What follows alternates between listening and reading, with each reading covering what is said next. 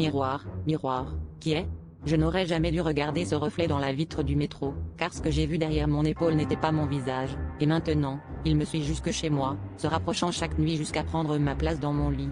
Je sais que ça a l'air fou, mais si tu as déjà pris la ligne 8 à minuit, tu comprendras peut-être la sensation d'être observé, même dans la foule. Ce soir-là, le wagon était presque vide, juste une vieille dame assoupie et un homme en costard perdu dans son téléphone. Je me suis assis face à la fenêtre, et lorsque j'ai levé les yeux, mon reflet ne m'a pas rendu mon regard. Au début, j'ai cru à une illusion d'optique, à la fatigue. Mais le visage dans la vitre souriait, alors que moi, je restais figé. Son sourire s'est élargi, déformé, presque carnassier.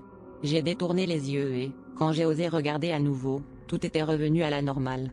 Sauf cette sensation glacée, cette certitude de ne plus être seul dans ma propre peau. Les nuits suivantes, je me suis surpris à sursauter au moindre bruit.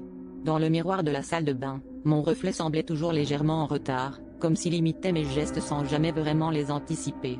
Je me suis mis à dormir la lumière allumée, mais chaque matin, je me réveillais avec la certitude que mon lit était plus froid, que l'espace à côté de moi était occupé quand il ne devrait pas l'être. Hier soir, je me suis réveillé en sursaut, incapable de bouger. En face de moi, sur le matelas, il y avait mon propre visage, mais avec ce sourire tordu, planté dans l'ombre. Il s'est penché, a posé une main glacée sur mon épaule, et a murmuré à mon oreille d'une voix qui n'était pas la mienne, « C'est à mon tour maintenant ».